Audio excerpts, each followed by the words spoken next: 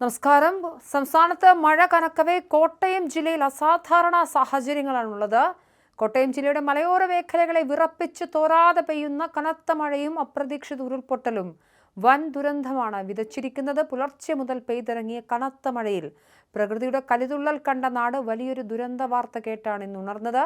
കോട്ടയം പയ്യാനിത്തോട്ടത്ത് കനത്ത മഴയെ തുടർന്നുണ്ടായ ഉരുൾപൊട്ടലിൽ വീടിന് മുകളിലേക്ക് ഭീമൻ മൺതിട്ട ഇടിഞ്ഞു വീണ് അമ്മയും മകനും ദാരുണമായി മരണപ്പെട്ടു. പയ്യാനിത്തോട്ടം മണപ്പാട്ട് വീട്ടിൽ ജോസഫിൻ ജോണി, അദ്ദേഹത്തിന്റെ അമ്മ റെജീന ജോണി എന്നിവരാണ് മൺകൂനയ്ക്കുള്ളിൽപ്പെട്ട് ജീവൻ വെടിഞ്ഞത്. പുലർച്ചെ ആരംഭിച്ച ശക്തമായ മഴയിൽ പയ്യാനിത്തോട്ടം പ്രദേശത്ത് ഒന്നിനു പുറകെ ഒന്നായി പലയിടങ്ങളിലും ഉരുൾപൊട്ടൽ ഉണ്ടായെന്നാണ് പ്രദേശവാസികൾ നൽകുന്ന ഞെട്ടിക്കുന്ന വിവരം. മഴയും ഉരുൾപൊട്ടലും അതിരൂക്ഷമായതോടെ മീനച്ചിലാർ ഭയാനകമാം വിധം കരകവിഞ്ഞൊഴുകാൻ തുടങ്ങിയതോടെ ഈരാറ്റുപേട്ട ടൗണിലും സമീപ പ്രദേശങ്ങളിലും നിമിഷങ്ങൾക്കുള്ളിൽ വെള്ളം പാഞ്ഞുകയറി.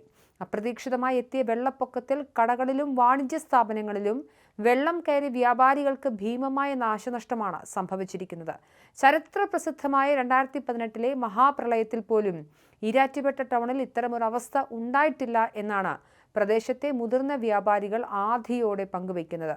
പെട്ടെന്നുണ്ടായ വെള്ളപ്പൊക്കം കാരണം സാധനങ്ങൾ സുരക്ഷിത സ്ഥാനങ്ങളിലേക്ക് മാറ്റാൻ പോലും സമയം ലഭിച്ചില്ലെന്നും ലക്ഷക്കണക്കിന് രൂപയുടെ നഷ്ടമാണ് ഉണ്ടായതെന്നും കടയുടമകൾ കണ്ണീരോടെ പറയുന്നു. പാലാ ടൗണിലും വെള്ളം കയറി തുടങ്ങി.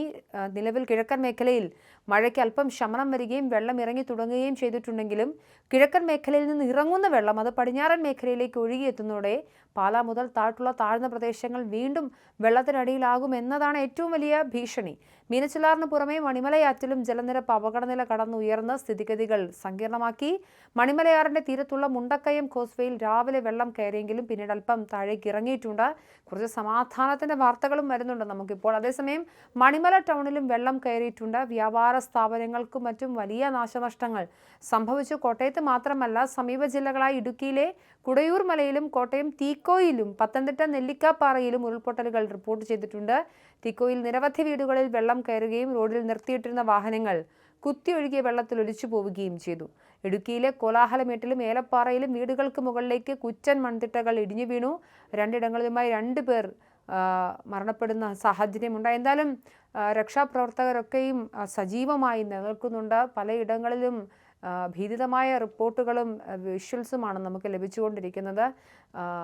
നദികളും തോടുകളും ഒക്കെ കരകവിഞ്ഞൊഴുകുന്ന സാഹചര്യം, അസാധാരണമായി വെള്ളം കയറാത്ത ഇടങ്ങളിൽ പോലും വെള്ളം കയറുന്ന സാഹചര്യം. എന്തായാലും ഇടുക്കിയിലൊക്കെ വൃഷ്ടിപ്രദേശങ്ങളിൽ മഴ കനക്കുന്ന സാഹചര്യമുണ്ട്. വൈകുന്നേരമാകുന്നതോടുകൂടി മഴ കൂടുമോ എന്നൊരു ആശങ്കയുണ്ട്. ഉച്ചയോടുകൂടി മഴ കുറച്ചൊന്ന് ശമിച്ചിട്ടുണ്ട്. അതുകൊണ്ട് വെള്ളത്തിൻ്റെ ഇറക്കം കുറച്ച് കൂടിയിട്ടുണ്ട്. പക്ഷേ മഴക്കെടുതി രൂക്ഷം തന്നെയാണ്. കിഴക്കൻ വെള്ളം വന്നു കഴിഞ്ഞാൽ അത് കോട്ടയം അടക്കമുള്ള അല്ലെങ്കിൽ കോട്ടയത്തിൻ്റെ താഴ്ന്ന പ്രദേശങ്ങളെയാണ് ഏറ്റവും അധികം ബാധിക്കുന്നത്. ഈ ആശങ്കയിലാണ് ജനങ്ങൾ.